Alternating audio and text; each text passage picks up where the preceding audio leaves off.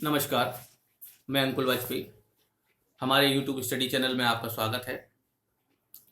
हम आज आपको इकोनॉमिक सर्वे 19-20 के महत्वपूर्ण आंकड़े बताएंगे जो आपके लिए प्रारंभिक परीक्षा और मुख्य परीक्षा में बहुत ही उपयोगी सिद्ध होंगे।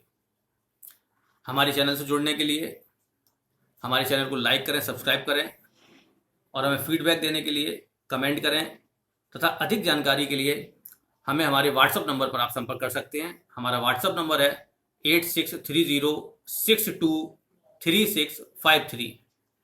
आगे हम आंकड़ों को देखते हैं।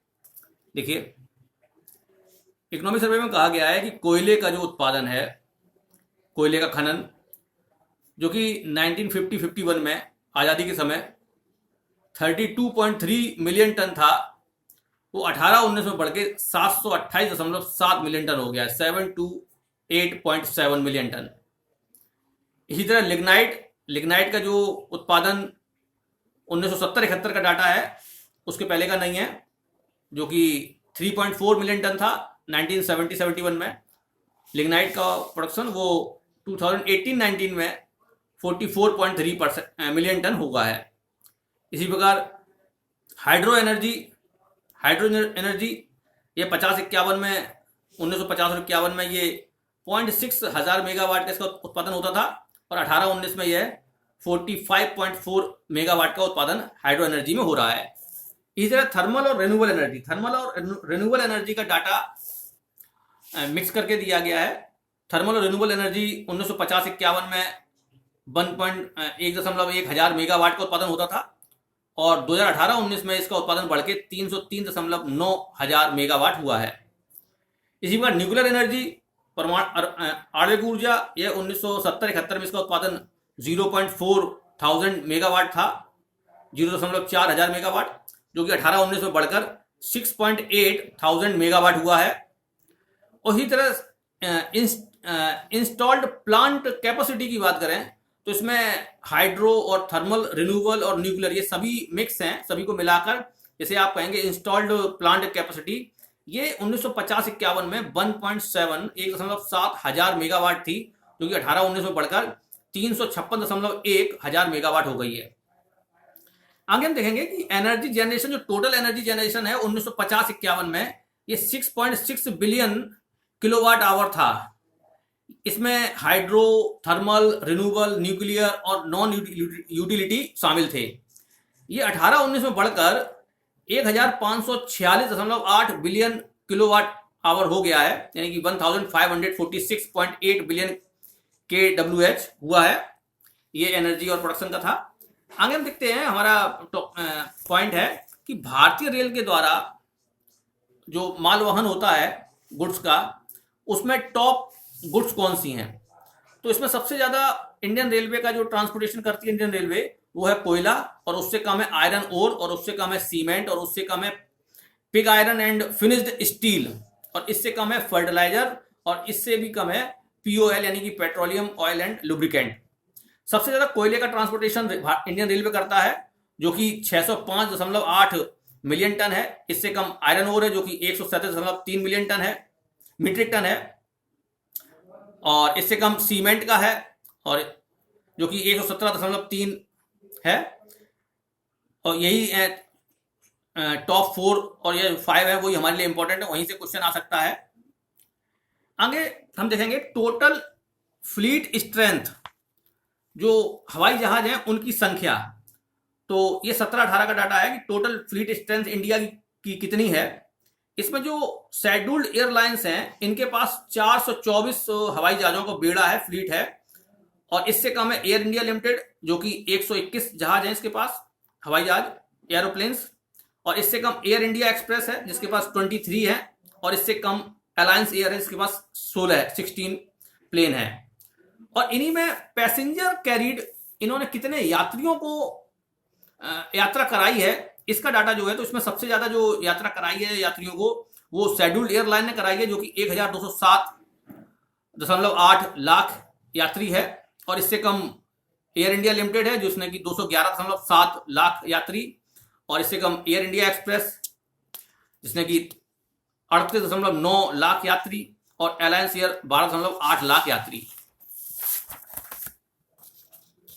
इसी प्रकार आगे हमारा है पैसेंजर हैंडल्ड, यात्रियों को हैंडल करना और इनका एयरपोर्ट पर हैंडलिंग जो है यात्रियों की, उसके बारे में डाटा है। तो सबसे दो प्रकार के एयरपोर्ट हैं, एक है AAI airport, airport authority of India limited के एयरपोर्ट, और दूसरा है ज्वाइंट वेंचर इंटरनेशनल एयरपोर्ट।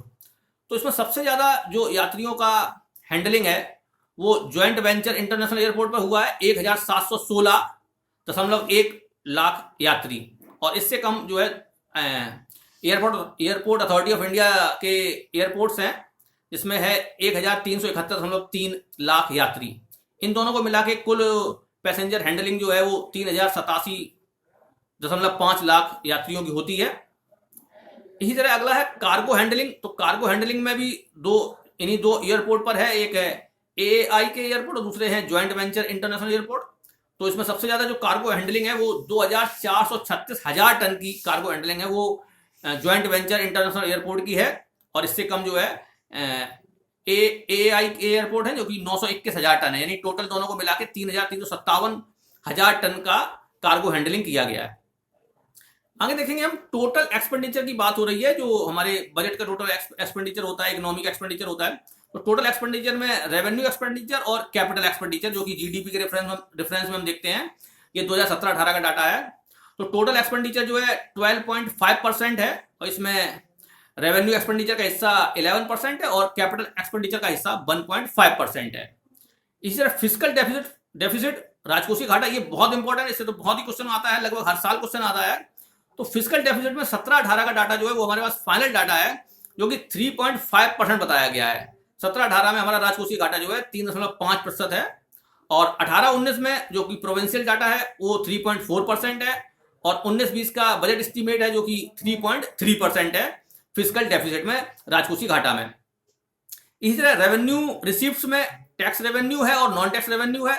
तो रेवेन्यू रिसीप्ट टोटल जो है वो 8.4% है, और टैक्स रेवेन्यू जो है वो 7.3% है, और नॉन टैक्स रेवेन्यू जो है 1.1% है 2017-18 में जीडीपी के रेफरेंस में। इसी तरह रेवेन्यू डेफिसिट की बात करें तो रेवेन्यू डेफिसिट राजस्व घाटा, तो रेवेन्यू डेफिसिट जो 17-18 का जो फाइनल डाटा है ये 2.6% है, और 18-19 में प्रोविंशियल डाटा है वो जो कि 2.4% है, और बजट एस्टीमेट है वो भी 19-20 का वो 2.3% है। आगे हम देखेंगे कि खास बात कि 16-17 से प्लान एक्सपेंडिचर और नॉन प्लान एक्सपेंडिचर का जो कैटेगरी था बजट में वो खत्म कर दिया गया है। ये बात बड़ा इंपॉर्टेंट है, समझने की है। चलिए आगे हम देखते हैं CPSE, सेंट्रल केंद्र सरकार के सार्वजनिक निगम, सेंट्रल पब्लिक सेक्टर एंटरप्राइजेज। तो जो केंद्र सरकार के सार्वजनिक निगम है, इनकी जो ऑपरेटिंग है, कितने चल रहे हैं, इनकी संख्या 249 है।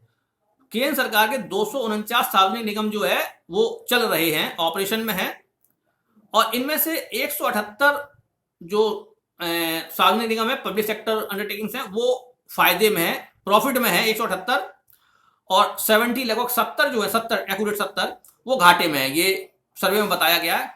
और एक CPSE है जो कि ना घाटे में है ना फायदे में, नो प्रॉफिट नो लॉस में, नो लॉस में एक CP है। ये 2018-19 का डाटा है कि 2018-19 में ऑपरेटिंग CPS की संख्या 249 है, प्रॉफिट की 178 है, लॉस मेकिंग की 70 है, और नो प्रॉफिट नो लॉस में एक CPSE है। आगे हम बात करेंगे बैंकों की ब्रांच की, भारत में जो बैंक हैं उनकी ब्रांचेस की। 2019 का डाटा है ये हमारे पास।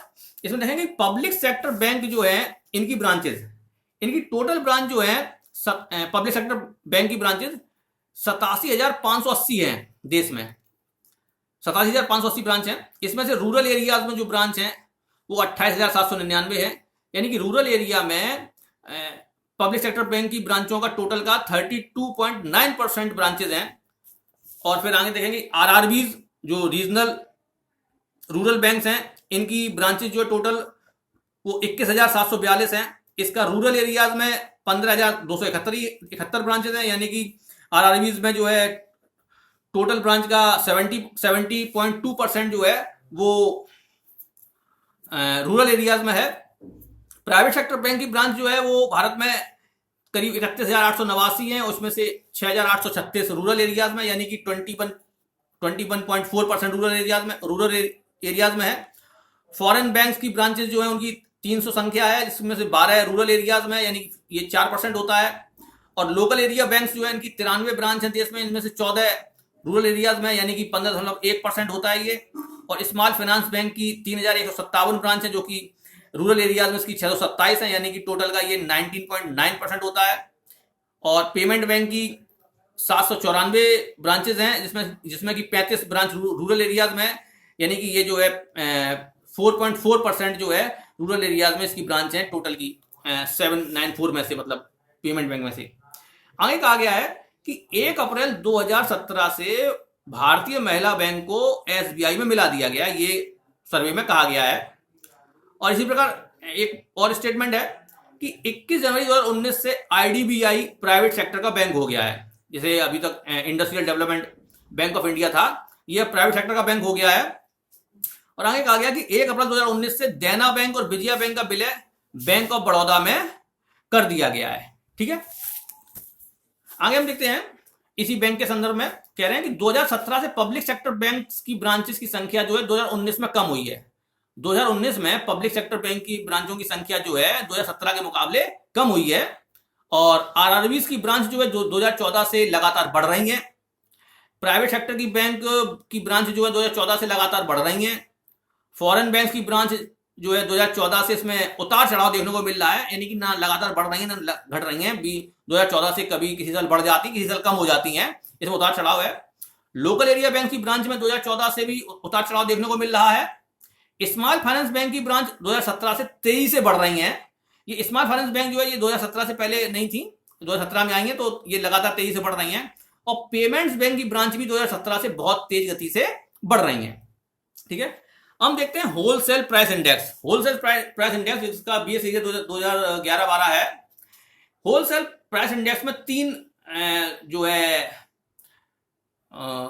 हिस्से हैं, हिस्से ना करके हम कह सकते हैं कि कंट्रीब्यूशन है। तो इसमें सबसे जो कंट्रीब्यूशन है 3 पार्ट में डिवाइड करते हैं इसको। एक प्राइमरी आर्टिकल्स का कंट्रीब्यूशन, दूसरा मैन्युफैक्चर्ड प्रोडक्ट्स का कंट्रीब्यूशन और तीसरा है फ्यूल एंड पावर का। तो सबसे ज्यादा कंट्रीब्यूशन इसमें जो है होलसेल प्राइस इंडेक्स में वो मैन्युफैक्चर्ड प्रोडक्ट का है जिसका हिस्सा 64.2 है। और दूसरे नंबर पे प्राइमरी आर्टिकल्स हैं जिनका हिस्सा 22.6 है। और फ्यूल एंड पावर का 13.2 जो है हिस्सा होलसेल प्राइस इंडेक्स में है। आगे हम देखेंगे फॉरेक्स। फॉरेक्स विदेशी मुद्रा भंडार।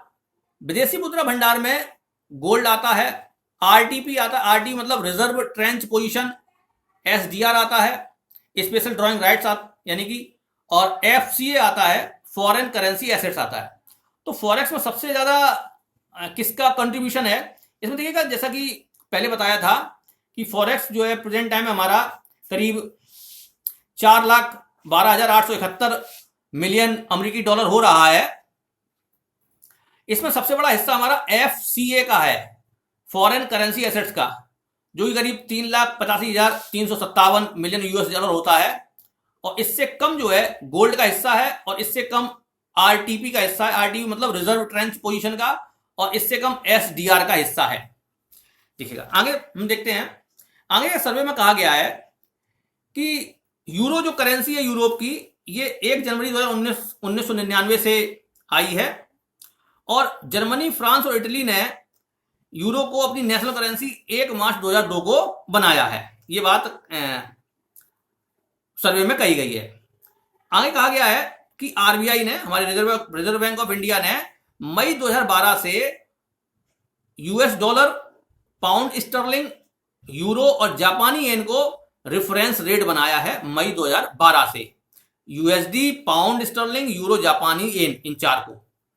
इसी प्रकार आगे कहा गया है कि 1900 एक जो हमारा विदेश व्यापार होता है इसमें बैलेंस ऑफ पेमेंट की बात होती है। तो इसमें कहा गया है कि 1972-73 में जो हमारा ट्रेड बैलेंस था वो सकारात्मक रहा है 104 करोड़ रुपए, यानी कि यूएस डॉलर में कहेंगे तो 135 यूएस डॉलर, ये पोस्ट हमारा सकारात्मक रहा है। और 1976-77 में 68 करोड़ रुपए का ट्रेड बैलेंस हमारा जो है सकारात्मक रहा है। इसको अगर हम यूएस डॉलर में कहेंगे तो ये करीब 76 यूएस डॉलर रहता है। आगे हम देखेंगे कि हमारा जो ये इंपोर्ट और एक्सपोर्ट है, इसका एक लिस्ट जो है कि हम किन किन चीजों का इंपोर्ट करते हैं और किन किन चीजों का एक्सपोर्ट करते हैं, ये एक बड़ा इंपॉर्टेंट पोर्शन है, इसकी हमें जानकारी होनी चाहिए। तो देखिएगा कि हम इसकी लिस्ट को आपको अगले वीडियो में बताएंगे।